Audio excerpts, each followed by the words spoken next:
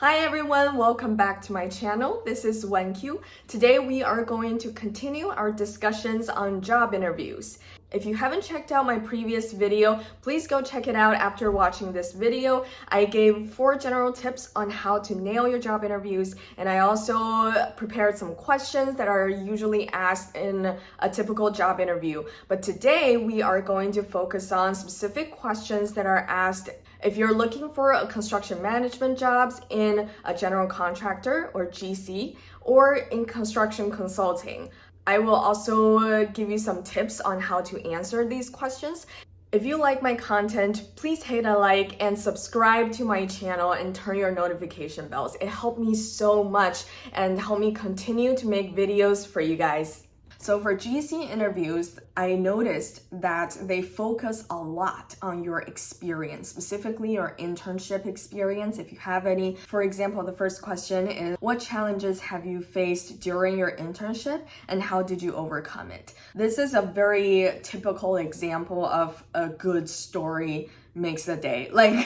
Yeah, you have to prepare. Obviously, you're going to prepare a very interesting story based on your last previous internships, like the specific challenges and then your thought process, right? And then the action that you took, and maybe somebody helped you too, and then you want to show appreciation to that person who helped you. And in the end, summarize it and say like, oh, this is what I learned from this challenging experience.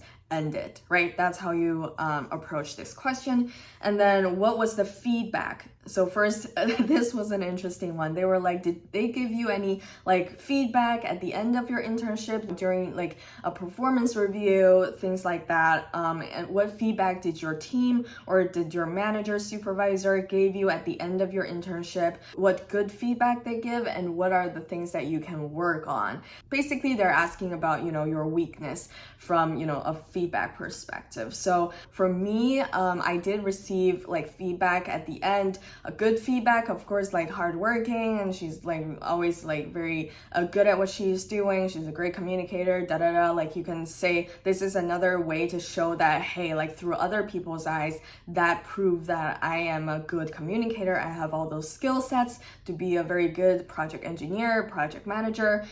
For the sort of negative one is that my supervisor noticed that I was very stressed when things doesn't go my way. For example, there's always going to be a material delay, right? Schedule delay. There's always going to be some sort of crisis that happens on construction sites. And this is just a fact. And as an intern, I care about it a lot. Through the textbook, I feel like everything is set in stone. 1 is 1, 2 is 2. And this is the schedule. That's how we're going to do it. But in reality, I have to realize that not everything's going to go my way. And I need to learn how to deal with it in a very graceful way. So that's something that I talked about during the internship. The negative feedback doesn't necessarily mean that, they're gonna think, oh, you're not good enough in the position. On the contrary, they're gonna think that, oh, she knows, right? She knows what she can work on in the future, and we're gonna provide the necessary guidance and help to help her overcome it. And also during the interview, I also mentioned, at the end that, hey, I noticed that I thought that everything is ideal, but it's not. And do you have any advice, right? Do you have any advice on how to deal with crisis during construction management, incidents, accidents? How do you deal with unexpected changes in that? How do you not let it get to you, right? From internally and externally, how do you deal with it? And then we just had this 30-minute conversation about stress management, dealing with unexpected things, and basically it became a very nice conversation, me asking them about their advice, and they were like, oh, I remember I was like you when I was a little project engineer at the time. It's just became a very fun conversation, so don't worry too much about that question. And then how do you handle stress? This is another question that I got asked from a GC before. Think about your life in general. So during the interview, not everything is about work, you will be talking about how your other hobbies on the side. For me, it's meditation, things like that. I would tell them, and they would be like so curious. They were like, how do you do it? Like, do you just sit there and like not talk? Like, it's just become a fun conversation at the end. You can also mention a lot of your hobbies, and then maybe, the person interviewing you has the same hobby, and then you ended up talking about, I don't know, golfing for like, 20 minutes, things like that. It could happen too. For consulting jobs, it has a relatively different approach in terms of interviewing compared to GC. Generally, it has longer hours of interview. It has more rounds. Typically, it includes some type of case studies, presentation, or technical questions. So for consulting, some of the questions I received: what do you do to ensure quality and accuracy of your work? So this is very consulting. I don't think GC would ask an entry-level position person to think about accuracy and quality of work. I mean, construction, you have to meet certain quality management, but I don't think an entry-level person would get asked for that.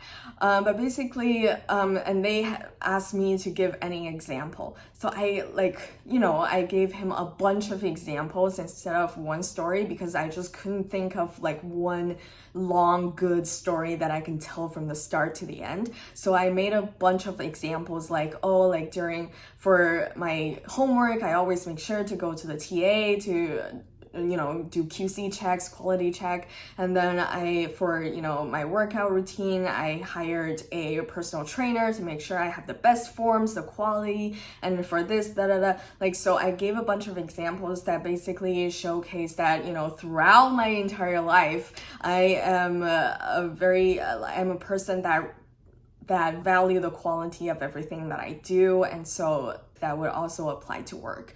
And why consulting? So a lot of people don't know about construction consulting, and I'm going to talk about it in a separate video in the future, what exactly construction consulting is and how do you get into it, and what are the characteristic of this job, and where you can go from construction consultant into future opportunities. But again, this goes back to doing your own research about the industry and networking with people, and they really appreciate me talking about consulting, like the things that I heard from people, and they value that, I already know a lot, because a lot of people don't.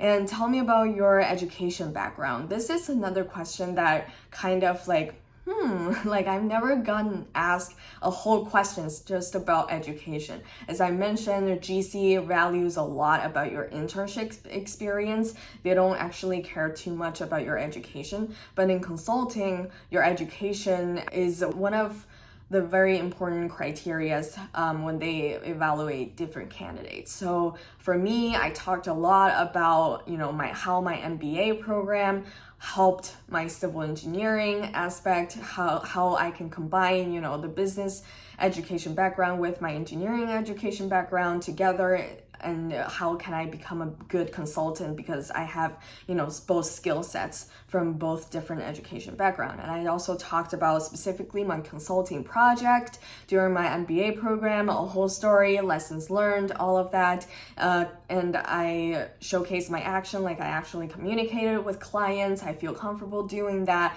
and I know that's very important for consulting, so things like that. And are you planning to get any certifications in the future? For GCs, they never really care about certification. They rarely care about it. It's a good add-on, but it's never a must or a necessity. For consulting, however, they do care about it. But for entry-level consultants, they don't require you to have that. It's good to have it. But they would ask okay, what is your plan? So they know that you are a constant learner. That's all they want to know. You have a plan in the future to pursue a higher level of education or a higher level of certification to validate your qualification.